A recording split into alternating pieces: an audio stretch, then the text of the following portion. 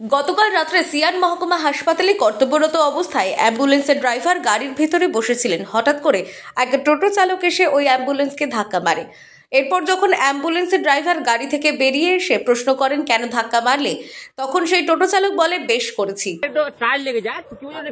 আমার গাড়িতে যদি আমি যদি মারতাম তাহলে আমার গাড়ি দিয়ে যদি তুই কেন মিছে কথা বলবি যে ওটা ভেঙে যায়? ওইটা বসে যায় না, ওইটা দেখো না নাকি?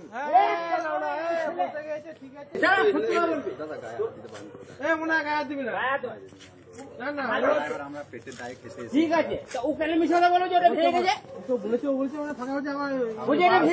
কর্তব্যরত অ্যাম্বুলেন্স ড্রাইভার রাতেই সিয়ান হসপিটালে পুলিশ ক্যাম্পে জানায়, কিন্তু কোনো ফল হয়নি। আজ সকাল শান্তিনিকেতন থানায় এসে সিয়ান হসপিটালের সামনে সমস্ত অ্যাম্বুলেন্স ড্রাইভাররা একটি স্মারকলিপি জমা দেয়। তাদের দাবি, যে টোটো চালক ছিল তাকে অবিলম্বে শাস্তি দিতে হবে, না হলে অ্যাম্বুলেন্স ড্রাইভাররা বৃহত্তর আন্দোলনে নামবেন বলেই জানান। আমাদের রাত 2টোর সময় আমরা অ্যাম্বুলেন্সের স্টাফ, আমরা সরকারি নিঃসুজানে গাড়ি চালাই। আমাদের প্রত্যেকটি নাইটে 4টে করে গাড়িতে হয়। আমরা একটা চায়ের দোকানে বসেছিলাম, অ্যাম্বুলেন্সের ড্রাইভারটা ঘুমাচ্ছিল গাড়ির ভেতর।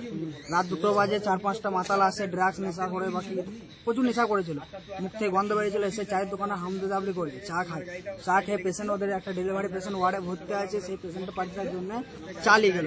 চাটা নিয়ে টোটোটা হাই স্পিডে বার করলো, একটা সুইফট ডিজারকে মারতে যেয়ে এড়িয়ে গেল। মারা যাওয়ার পর আমাদের একটা ড্রাইভার অ্যাম্বুলেন্সে মারে, অ্যাম্বুলেন্সের গেটটা পুরো ঢুকে যায়, পা দাঁড়িয়ে ছেড়ে যায়, কাঁচে আঘাত লাগে। সে কাঁচটা খুলে বললো, দাদা কি হয়েছে, এটা কি? বলছে কিছুই হয়নি। বেশ নামলো, বললাম দাদা এটা তো কাঁচটা ভেঙে গেছে।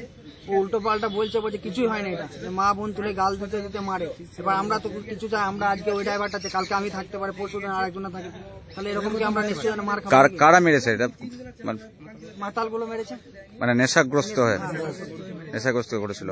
থানায় কি জানিয়েছো? হ্যাঁ, কালকে থানায় দাঁড়িয়েছিলাম, জানিয়েছি। এখন কি শান্তিনিকেতন থানায় জানালে? হ্যাঁ, জানালাম। কি বললো ওরা? বলছে বেশ দেখছি, ওরা যদি না দেখে, আমাদের আজ থেকে ফুল অফ আছে, রোড যাবো, যে রোড অফ করে দেবো, অ্যাম্বুলেন্স পুরো অফ আছে। এবার ওরা কি ডিসিশন নেবে? কি চাইছো তোমরা কি চাইছো? ওদের শাস্তি চাই। বীরভূম থেকে কাজী আমিরুল ইসলামের রিপোর্ট, আনন্দ বার্তা।